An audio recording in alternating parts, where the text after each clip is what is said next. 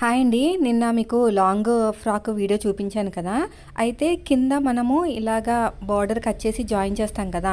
తర్వాత ఐరన్ చేసుకోవాలండి. ఈ టిప్ చెప్పడం అనేది నేను మర్చిపోయాననమాట. తర్వాత గుర్తొచ్చి ఈ వీడియో అనేది పోస్ట్ చేస్తున్నాను. ఆల్రెడీ షూట్ చేశాను కానీ యాడ్ చేయడం మర్చిపోయాను. ఇలాగ నీట్‌గా ఐరన్ చేసుకుంటాం వల్ల మనకి ఫినిషింగ్ అనేది చాలా నీట్‌గా ఉంటుంది. అయితే ఇక్కడ ఇంకొక విషయాన్ని మీరు బాగా గుర్తుపెట్టుకోవాలి.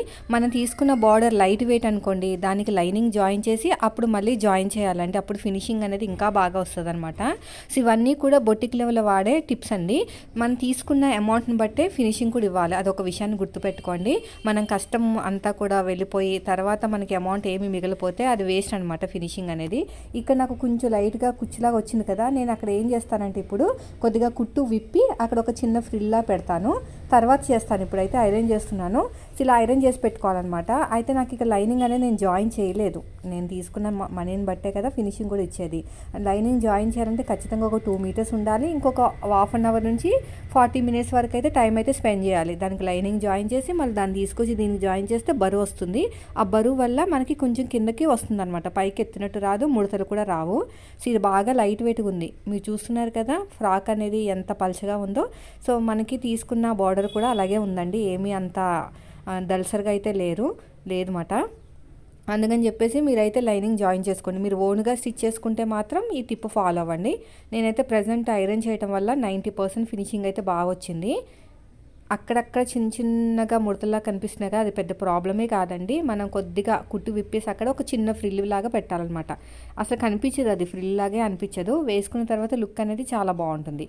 నేను మీడియం హీట్లో పెట్టానమాట, అందుకనే అంత ఐరన్ అవ్వట్లేదు. సిల్క్ కదా కాలిపోతుంది అని చెప్పేసి 2-3 సార్లు ఇలాగ ప్రెస్ చేస్తూ ఐరన్ చేసుకుంటే ఫినిషింగ్ లుక్ అనేది చాలా బాగుంటుంది.